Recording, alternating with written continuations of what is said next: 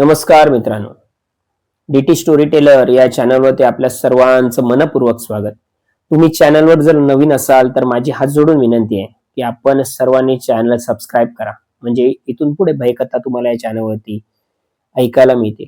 आणि जर तुमच्याकडे असे काही भुताटकीचे जर अनुभव असतील तर डीटी स्टोरी टेलर या इंस्टाग्राम अकाउंटला सेंड करा. मित्रांनो, आजची जी भयकथा आहे तो माझा जो चुलत भाऊ आहे विशाल, ज्याचं नाव, त्याच्या बाबतीमध्ये घडलेला एक भयानक अनुभव आहे. मित्रांनो, आमचे जे मोठे काका आहेत, ते मोठे काका आम्हाला आजही, त्यांचं वय जवळजवळ 85-86च्या आसपास आहे, ते आजही सांगतात की आपल्या वाडीतून, आपल्या घरासमोरून देवचार जातो, देवचार जातो. नेहमी सांगायचे ते आम्हाला. आम्हाला आता ह्या सगळ्या गोष्टी खोट्या वाटायच्या की आम्ही तर बघितला नव्हता. मी काय, माझ्या भावंडांनी किंवा आमच्या एकंदर आमचे जे कुटुंब आहे त्यांनी कोणीच कधी ह्या देवचाराचा अनुभव त्यांनी कधीच कोणी घेतला नव्हता. परंतु काका सांगायचे की देवचाराची पायवाट आहे, तिथे कचरा नाही टाकायचा, तिकडे उष्टखरकट नाही टाकायचं, किंवा तिथे अडचण करायची नाही, लाकडं रचून ठेवणं त्याच्या वाटेवरनं. कारण त्या देवचारांच्या ज्या जायच्या यायच्या असतात ना, त्या पायवाटा ठरलेल्या असतात.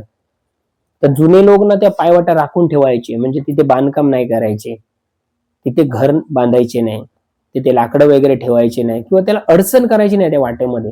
असं जुनं लोक ह्या सगळ्या गोष्टी कटाक्षाने पाळायचे. तसे आमचे काका त्या जुन्या जमान्यातले असल्यामुळे ते आम्हाला सांगायचे की ही जी पायवाट आहे ना, जी वाडीतून इकडे येते, म्हणजे जंगलातून इकडे येते, आपल्या घराच्या बाजूने ती खाली रस्त्यावरती जाते, तिथून देवचार जातो, तिथे काही अडचण करू नका, तिथे काही बांधकाम करू नका, आजही सांगतात. तर आमच्या ह्या गोष्टी, आपण ते अडचण वगैरे आम्ही काय कधी केली नाही, परंतु त्यांच्या ह्या गोष्टी आम्ही पाळल्या आजपर्यंत. परंतु आम्ही काय, प्रत्यक्षामध्ये आम्हाला तो देवचाराचा अनुभव आला नाही. आता देवचार ही शक्ती तशी वाईट नाही, ती नेहमी तुमचं भलंच करून जाणार, परंतु तुमच्याकडून काही गोष्टींचा अतिरेक होता नाही. नंतर मग जर तो देवचार जर क्रोधित झाला तर ती शक्ती मग त्या वाईट शक्तीमध्ये त्याचं रूपांतर होते आणि मग तुम्हाला त्याच्या बाबतीमध्ये इजा पोचवली जाते. तर आम्ही कधीच ह्या सगळ्या गोष्टी कधी पाहिल्या नाही, अनुभवल्या नाही, त्यामुळे आमचा विश्वास नव्हता. तर मित्रांनो, कोरोनाचा जेव्हा पहिलं लॉकडाऊन लागलं ना, तेव्हा जो आमचा भाऊ आहे विशाल, तो मुंबईवरनं गावी आला आणि मग तो 2 वर्ष इकडेच होता. तेव्हा आम्ही कधीतरी असे गप्पा गोष्टी करण्यासाठी म्हणून जे आमचे काका आहेत त्यांना आम्ही नाना म्हणतो, त्या नानांच्या घरी जमायचो. मग तेव्हा गोष्टी ह्याच सगळ्या यायच्या, भूताखेतांच्या, अदृश्य शक्ती, देवचार, राखणदार यांच्या गोष्टी नाना आम्हाला भरपूर सांगायचे, अगदी रंगून सांगायचे. असं घडलं, तिथे तसं घडलं, आमच्या घरासमोरून देवचार जातो. तर आम्ही ते सगळं ऐकायचो आणि आम्हाला वाटायचं की नाना ह्या सगळ्या गोष्टी रचून आम्हाला सांगतात आणि ह्या सगळ्या गोष्टी खोट्या आहेत, आणि आम्ही चेष्टा मस्करी त्यांची करायचो. आणि तेव्हा ते रागाने म्हणायचे की तुम्हाला हे माझ्या सगळ्या गोष्टी ह्या खोट्या वाटतायत किंवा तुम्ही माझी चेष्टा मस्करी करताय, परंतु एक दिवशी तुम्हाला अनुभव येईल ना, तेव्हा मग तुम्हाला हे सगळं खरं वाटेल म्हणून. आता विशाल सांगायचा त्यांना, नानांना, नाना गप्प बसाव, काहीच नको त्या गोष्टी सांगताय तुम्ही, इथून देवचार जातो, हे असं पाहिलंय मी, तसं पाहिलंय, असं काही नसतं, असं विशाल नानांना सांगायचा. नाना तेव्हा पण चिडायचे की तुला काय माहिती आहे, तुला पण काहीतरी अनुभव येईल ना तेव्हा तुला कळेल. आणि मित्रांनो, तो विशालला अनुभव आलाच, कारण विशालला त्यांची खूप चेष्टा मस्करी करायची. असं काय नाही, देवचार वगैरे कोण नसतो, इथून कोण नाही जात.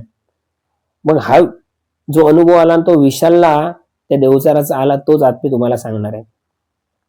आमचा दुसरा एक सक्का चुलत भाऊ आहे, ज्याचं नाव आहे रोशन. आणि दोघेही, आता विशालचं घर म्हणजे नानांचं घर आणि रोशनचं घर याच्यामध्ये 4-5 घरांचं अंतर, आणि तिथून ती पायवाट सरळ विशालच्या घराकडे गेली होती, आणि विशालच्या घराकडनं ती पुढे डोंगरामध्ये गेली होती पायवाट. तर हे एके दिवशी लॉकडाऊन मध्ये, आता टाइमपास काही नाही आणि अँड्रॉइड मोबाईल होता, आणि हे दोघेही, रोशन आणि विशाल, दोघेही रोशनच्या घराच्या अंगणामध्ये ज्या पायऱ्या होत्या घराला, त्या पायऱ्यावरती बसून मोबाईलवरती टाइमपास करायचे दोघेही, रात्री 12 वाजेपर्यंत, 12:30 वाजेपर्यंत. आणि मग विशाल आपल्या घरी झोपायला यायचा. विशालला नानांनी वारंवार सांगितलं की असं तू रात्री 12-12:30 वाजता जो घरी येतोस ना, तू 12च्या आत घरी ये, किती काय झालं तर, आणि येऊन झोप. परंतु तू 12च्या नंतर तिकडे रोशनकडे किंवा बाहेर रस्त्यावरती कुठे फिरत राहू नकोस. ती 12ची वेळ जी आहे ती त्या देवचराची येण्या-जाण्याची वेळ आहे, त्यामुळे तू जाऊ नकोस. विशालला ह्या सगळ्या गोष्टी खोट्या वाटत असल्यामुळे तो सांगायचा की नाही मी बरोबर येणार, मला काय कोण देवचार वगैरे कोण काय करत नाही म्हणून. तर एके दिवशी असंच झालं मित्रांनो, रोशन आणि विशाल दोघेही रोशनच्या अंगणामध्ये त्या पायऱ्यांवरती बसून मोबाईलवरती गेम खेळतात किंवा काहीतरी युट्यूबवर पाहत होते. जसे 12 12:15 झाले एके दिवशी आणि जोर जोरात वाडीतले कुत्रे भुंकायला लागले आणि हे दोघेही एकमेकांकडे बघायला लागले, रोशन आणि विशाल. आता ह्यांना कळे ना की कुत्रे जोर जोरात का भुंकतायत, जोर जोरात का भुंकतायत. ह्यांना वाटलं की कुत्र्याने काहीतरी पाहिलं किंवा काहीतरी असं रात्रीचे काहीतरी प्राणी फिरतात ना इकडे तिकडे, ते पाहिले कुत्रे भुंकतायत म्हणून. पहिलं दुर्लक्ष केलं यांनी आणि सतत कुत्रे 10-15 मिनिटं झाली तरी भुंकत होते, भुंकत होते. तेव्हा मात्र आता रोशन म्हणाला की चल विशाल मी तुला सोडून येतो घरी आणि मग आपण झोपूया. आता कुत्रे पण जोरदार भुंकतायत त्यामुळे नको बाहेर बसूया म्हणून. तर विशाल म्हणतो की थांब रे अजून 10-15 मिनिटं थांबूया. असं करत करत ते 12:30 पावणे 1 पर्यंत तिथेच बसून होते ते पायऱ्यांवरती. आणि मग आता रोशन म्हणाला की चल मला पण झोप येते, तर तू जाशील का एकटा. तर विशाल म्हणतो हो मी जाईन एकटा, मला काय सोडायची गरज नाही. 5-6 घरं सोडून ओलांडून तर त्याच्या घराकडे जात होतं, पायवाटेने जायचं होतं. तर विशाल म्हणतो की मी जातो, मला काय सोडायला येऊ नकोस, तू झोप. आणि विशाल ते मोबाईलची टॉर्चची बॅटरी सुरू करून त्या पायवाटेने हळूहळू निघायला लागतो. ज्या पायवाटेने तो घरी जाणार होता ना तिकडेच जोरदार कुत्रे भुंकत होते आणि विशालने हे सगळं पाहिलं की तिकडूनच कोणतरी म्हणजे कुत्रे भुंकतायत एकत्र येऊन 4-5 कुत्रे म्हणून. आणि हा थोडासा घाबरला की आमच्याच घराच्या दिशेने जी पायवाट जाते तिथेच कुत्रे का भुंकतायत, आमच्याच घराकडे कोणतरी आलं नाही ना, असं त्याला वाटलं. तर ते पाहण्यासाठी म्हणून हा जोरदार पावलं टाकत टाकत आपल्या घराच्या दिशेने निघाला. त्याचं घर थोडंसं उंचावरती होतं आणि एक घर त्याच्या समोरचं जे होतं ना ते थोडंसं खाली होतं आणि त्या 2 घरांच्या मधून अशी पायवाट गेलेली आणि ती विशालच्या घराकडे जायची. आणि इथून जी ही पायवाट गेलेली ना, ते ह्या घराचं जे अंगण होतं ना, ते अंगणाची जी चौकट होती ना, ती पूर्ण 3-3.5 फुटापर्यंत चिऱ्याने बांधलेली होती. म्हणजे आपण जिला पेळा म्हणतो कोकणामध्ये. तर ती जी चौकट होती खळ्याची ना, ती 3.5 फुटांनी चिरेबंदी बांधकाम केलेली होती आणि त्या चिरेबंदी जे बांधकाम होतं त्याच्या बाजूनेच पायवाट गेलेली ती विशालकडे गेलेली. आणि विशाल आता जोर जोरात येतो की आमच्याच घराकडे कोणतरी आलं नाही बघा, की कोण चोर तर आला नाही ना, त्याला बघून कुत्रे भुंकते म्हणून हा तरा पावलं टाकत आता त्यांच्या घराच्या समोरच्या ज्या अंगणाला जी भिंत बांधलेली होती ना 3.5 फुटाची तिथे आला तो. आणि त्या भिंतीच्या बाहेरच्या बाजूने तो घराकडे थोडासा असा चढाव होता जाण्या, तिथे जात होता. तिथे जात असताना समोरून कोणतरी असा धिप्पाड माणूस चालत येतोय, ज्याच्या पावलांचा आवाज असा येत होता. सुकलेला जो पालापाचोळा होता त्या पालापाचोळ्यावरनं त्या पायवाटेवरनं जो पालापाचोळा पडलेला त्याचा आवाज चर चर असा येत होता. आणि तो अक्षरशः माणूस समोरून म्हणाला की माझी वाट सोड. तर विशालने त्याला थोडं चष्मा होता त्यामुळे त्याला पुढच्या गोष्टी त्या अशा लांबच्या पटकन दिसायच्या नाही, तरी त्याने तो मोबाईल असा वरती धरला आणि मग चष्मातून निरखून पाहिलं तर कोण दिसत नव्हता. परंतु पुन्हा एकदा समोरून आवाज आला, माझी वाट सोड. आता माझी वाट सोड म्हटल्यानंतर विशालला काही समजेना, त्याला वाटलं की भास होत आहेत, मला काय नाना सांगायचे असं देवचार जातो वाटेने म्हणून मला भास होतोय की काय, नाही म्हणून माझ्या कानात त्या सगळ्या गोष्टी ऐकायला येतात की काय, असं म्हणून तो पुन्हा एकदा आता मोबाईल त्याने खाली केला आणि तो पुढे चालायला लागला. जसा तो पुढे 3-4 पावलं चालत गेला ना मित्रांनो, तसं त्याच्या छातीवरती कोणीतरी असा दणका दिला. जसा असा हाताने किंवा कोपराने वगैरे दणका द्यावा ना, तसं त्याच्या छातीवर कोणीतरी जोरदार असं मारलं. त्या मारल्यानंतर अक्षरशः विशाल तो जो कठाडा बांधलेला होता ना समोरच्या घराचा अंगणाचा 3-3.5 फुटाचा, त्या कठाड्यावरनं तो अंगणामध्ये पडला समोरच्या घराच्या. आणि त्याला थोडंसं लागलं अंगाला आणि त्याला जाणवलं की माझ्या छातीवरती कोणीतरी जोरदार प्रहार केला. आणि तो प्रहार एवढा खतरनाक भयानक होता ना, त्या प्रहाराने तो सरळ त्या समोरच्या घराच्या अंगणामध्ये पडला त्या भिंतीवरनं. आणि हा मात्र आता ओरडायला लागले की पप्पा पप्पा दरवाजा उघडा, दरवाजा उघडा, काका दरवाजा उघडा.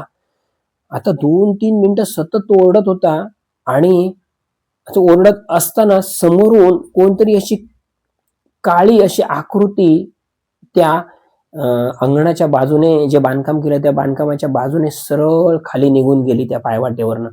त्याला ते दिसतंय, परंतु त्याला स्पष्ट काही दिसलं नाही, परंतु एक आकृती अशी सरळ त्या रस्त्याने निघून गेली त्या पायवाटेवरनं. आणि हा जोर जोरात ओरडतोय, पप्पा दरवाजा उघडा, दरवाजा उघडा, काका दरवाजा उघडा. आता तो ज्या घराच्या अंगणामध्ये पडलेला होता विशाल, त्या घरातली मंडळी सगळी उठली.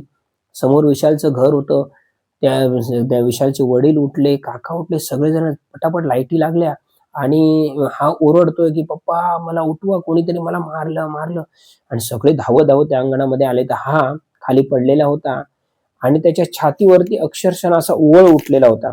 इथे असं कोणीतरी जोरदार धक्का मारला होता ना, तो त्याच्या छातीवर असा तिरका वळ उठलेला होता. आणि तो सांगत होता की पप्पा मला इथे कोणीतरी मारलं, इथून मी जात असताना ना 2 वेळा असा आवाज आला की माझी वाट सोड, माझी वाट सोड. आणि त्यानंतर तिसऱ्या वेळी जेव्हा मी 2-3 पावलं पुढे गेल्यानंतर कोणीतरी माझ्या छातीवरती जोरदार दणका दिला आणि मग मी खाली पडलो.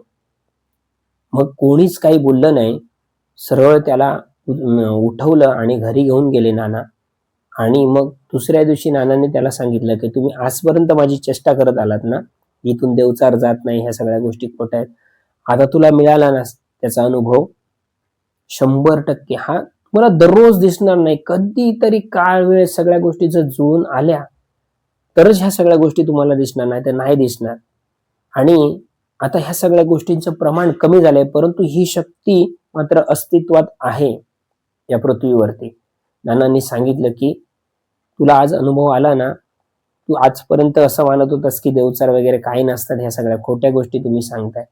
पाहिलंच ना, तुला मिळाला ना देवचाराचा दणका. असं नाना त्याला पुढचे 3-4 दिवस सतत सांगत होते. पण तो वळ मात्र मित्रांनो एक 4-5 दिवस गेल्यानंतर तो नॉर्मल झाला. पण तेव्हापासून मात्र विशालने कानाला खडा लावला की इथून पुढे 12च्या नंतर घराच्या बाहेर राहायचं नाही. किती काय काम असलं तरी 12च्या आतमध्ये घरी यायचं आणि सरळ झोपायचं. कारण ही वाट खरोखरच देवचाराची आणि इथून देवचार जातो. आणि त्याचा जो अनुभव आहे तो त्याला विशालला आला होता. तर मित्रांनो, असा एक भयानक प्रकार विशालच्या बाबतीमध्ये घडला होता. तो आज मी तुम्हाला सांगितलेला आहे. कथा कशी वाटली नक्कीच कमेंट करून सांगा. आजपर्यंत मी दिलीप आपल्या सर्वांची मनापासून रजा घेतो. धन्यवाद.